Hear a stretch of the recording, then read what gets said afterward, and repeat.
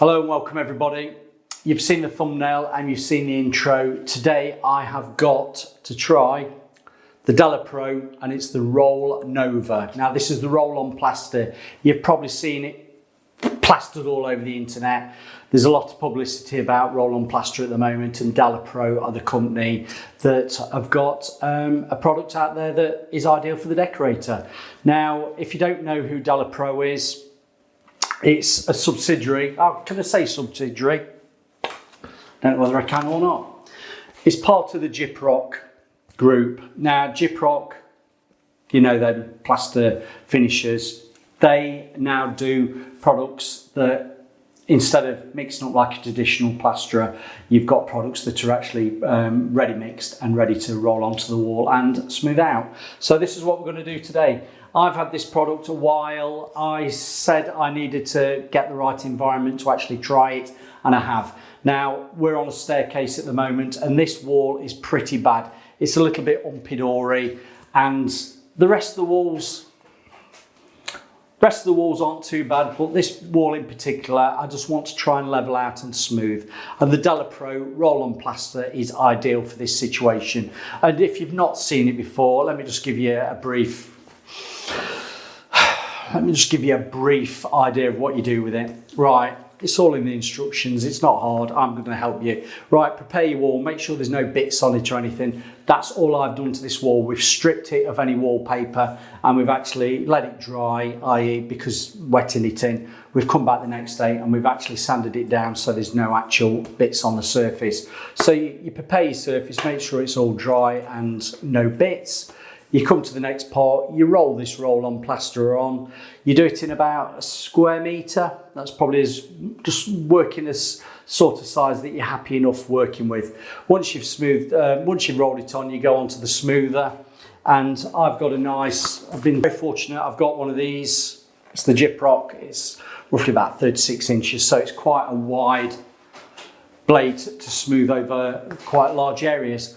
I'm very lucky because I've actually got a big one.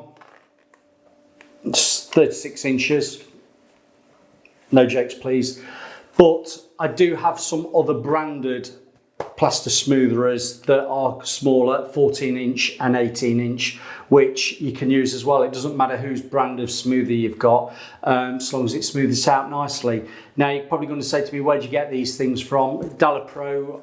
If you've seen that video there, I was at the Jewson's event at the NEC earlier on this year, and we actually saw this product being demoed. Now that's why I've got this product now to try out, because Dalapro's reached out to me. It's not a sponsored video, it's not a paid promotion or anything, it's just a sample tub to try and see what I think of it, and that's what I'm going to do. So I've got a big smoother, I've got some smaller smoothers, and I'm going to try and talk you through it quite basically and simply how you can actually improve your walls. And if you're a DIYer, if you're an amateur, if you're a painter and decorator that wants to improve on wall surfaces, ceiling surfaces that aren't very good, and you want to go over stuff like Artex, it's possible to actually skim over those surfaces to improve that substrate to get a better finish for your decorating or anything else that you're going to be doing over the top. So let me just get some of this Dalapro mixed up. It comes in a tub. You've seen it at the beginning. It's about a 12 litre tub, I believe. Yeah, 12 litres. I'll get that all set up and I'll see you in a minute. At the beginning you saw that in my kit I've actually got a roller supplied. Now these are like a wire. I've already got one there. I've got a little bit smaller one. These are like a wire, plastic wire roller, if that makes sense. Quite coarse, can you see that? Now, if you're using these for the first time, if you're opening that, I would say give it a wash out, because these little bits of plasticky wire do come off in your plaster. So if you wash it out and shake it out, let it dry, that normally gets them out. Now what I'm going to do, I'm not going to open that really nice new one. I'm going to use one that I've already got. I'm going to load it up. And what I'm going to say to you is make sure you put plenty on your roller.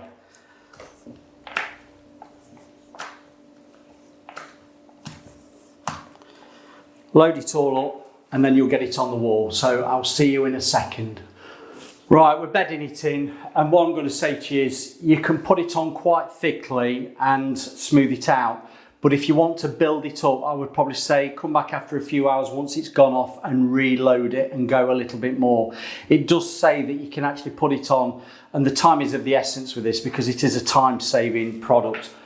You can actually get this on and then next day it will be dry and you can give it a light sand over and it's ready to paint and will do whatever you're doing to it. So that's what I'm going to do. I'm just going to get it on to a nice consistency and thickness.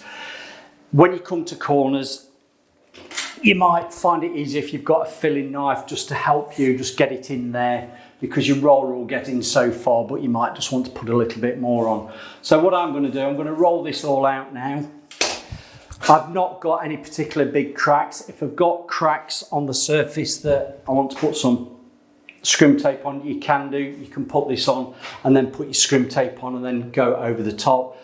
It's just like, I don't want to tell you how to suck eggs or anything like that, but it is just like filling up over normal cracks and using filler over the top. The beauty of this is you're rolling it on, it comes in a tub, and actually it's you're not going to waste anything, because once you've used it you can put the lid back on and then go somewhere else with it.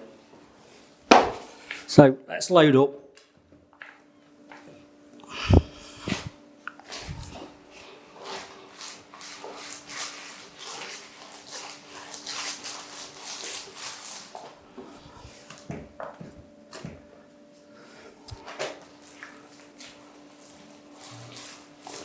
Once your roller's bedded in, you will see it will go on a lot easier.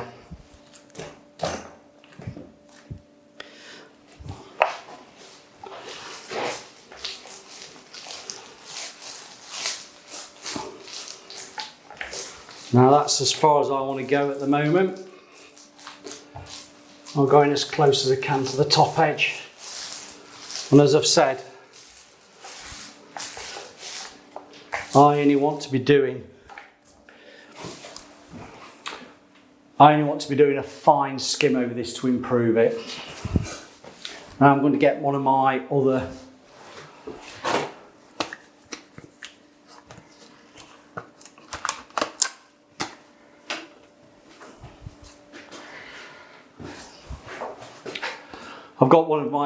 smaller squeegees, and what you're going to do, what I'm going to say to you is keep this flat over the surface.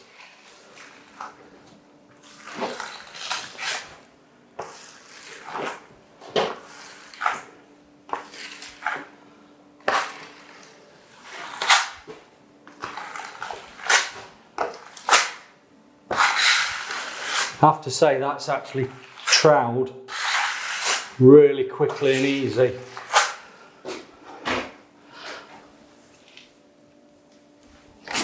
I'm just going to get a bit round the top on the corners,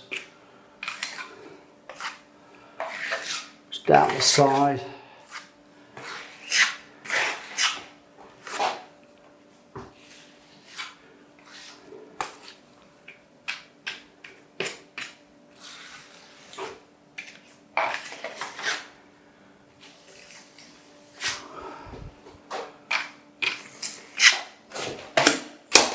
I'm happy with that. So.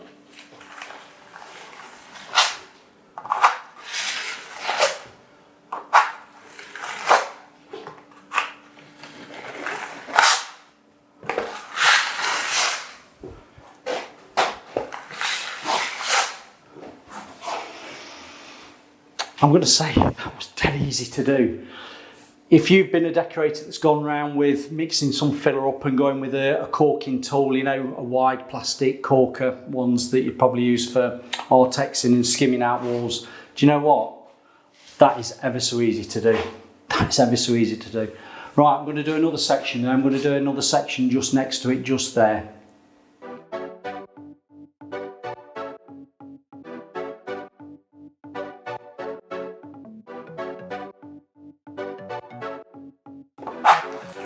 Now, if I'd got a bigger wall to do, I would probably say use that 36-inch smoother. but because this is a small area, I'm just using these smaller ones.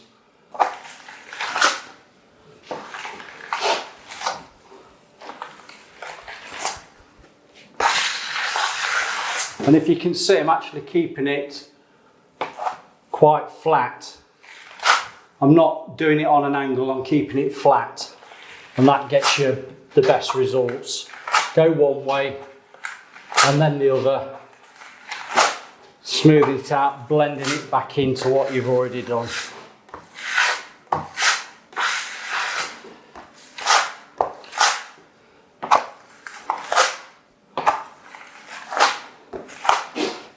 On a bit more just on there.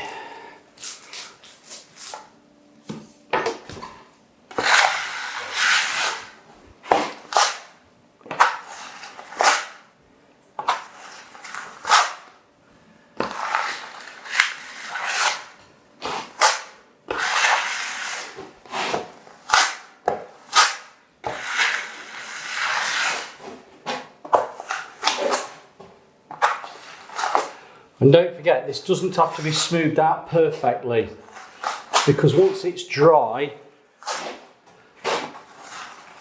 any little scratch marks from the actual troweling up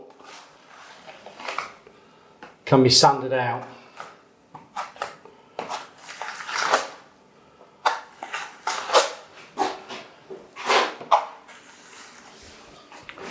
Let's do the next section.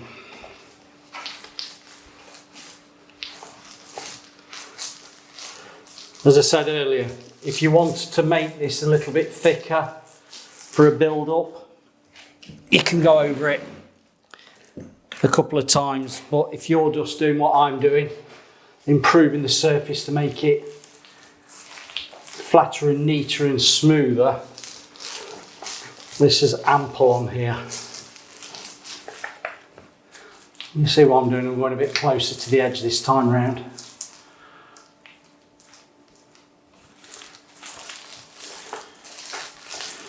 Get it on even.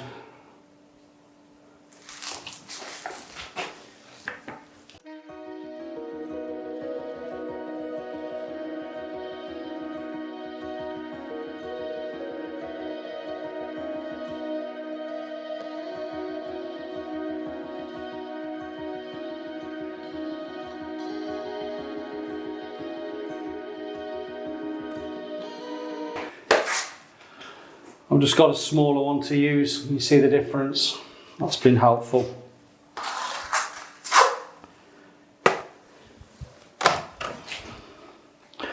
Right, let me crack on and I'll see when I've done all this wall.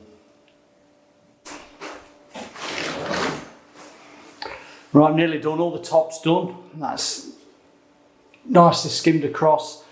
Recommendation, particularly with a bad wall like this, the smaller, smoother is very handy, let's put it that way.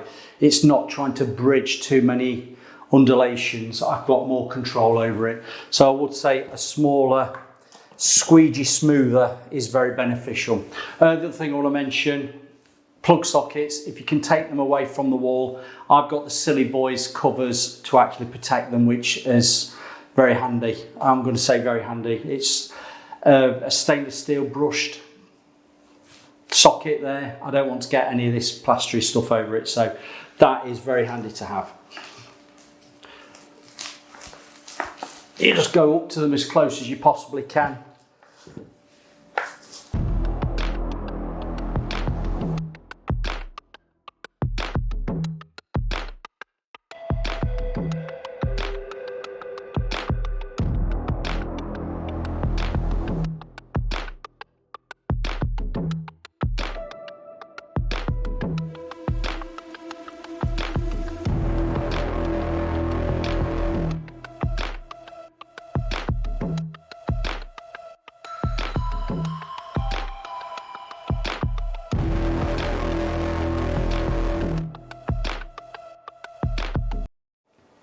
Well, I've done it. That wall, it's taken me probably less than an hour. We'll say less than an hour, and that's me talking to you doing this video. So I'm quite impressed with that. It is drying off already. And as I said just a little few moments ago, this is ready to lightly sand over, i.e. just take any nibs off after about 8 hours. But I can see that starting to dry off already, and it was probably starting to go off after about half an hour. So me being about an hour doing this, you can smell it, you can also smell it. It's like a proper strong paint smell, if that makes sense. Not ammonia, but a strong paint smell.